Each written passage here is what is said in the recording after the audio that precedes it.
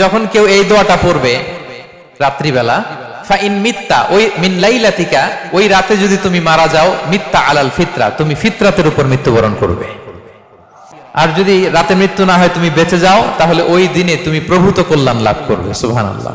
এই দোয়াটা পড়বা। দোয়াটা কি?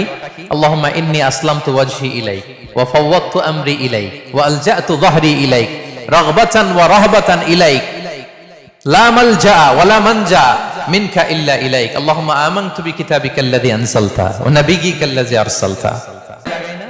আল্লাহ, আমার সত্তাকে আপনার কাছে আমি সমর্পিত করলাম।